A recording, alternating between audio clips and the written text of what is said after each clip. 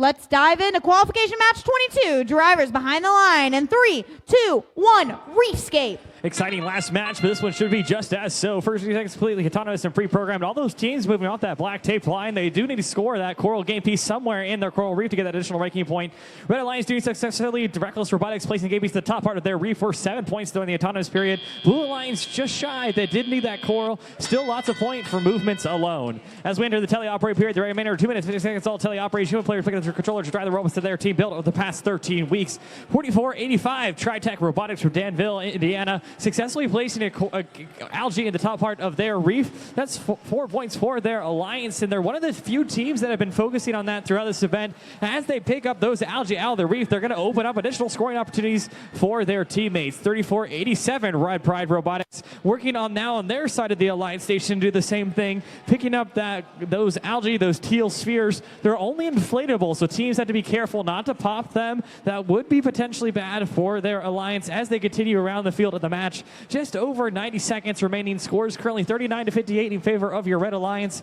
They have scored a couple of those game pieces in the algae, but both teams electing to bypass that processor as the remainder of their teammates continue to hammer away at the coral.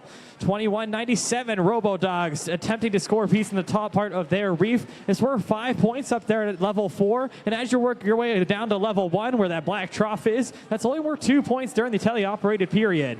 4485 continuing to apply pressure to their teammates. 5402 Reckless Robotics recognizing they got that game piece stuck in the bottom part of their mechanism. They've headed way over to the far side of the Alliance station, putting that bumper action on the Blue Alliance, applying some pressure and trying to prevent their opponents from scoring as many points as possible. Again, teams are watching those refs tomahawk to make sure that they aren't collecting those penalty points.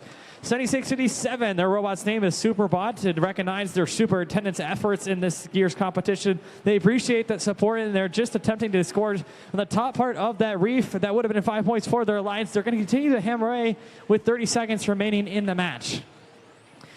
Here in a few moments, we'll hear that sonar ping, and teams will start making their way over to those cages.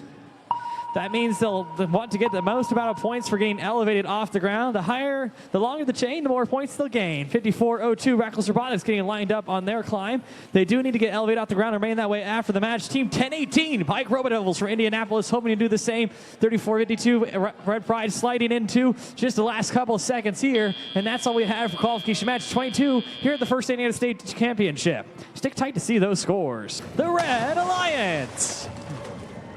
Red Alliance walking away with a score of 122 to Blue Alliance's 89.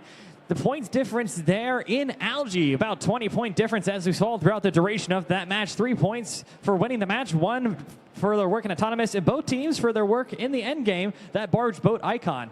Stick tight for qualification match 23.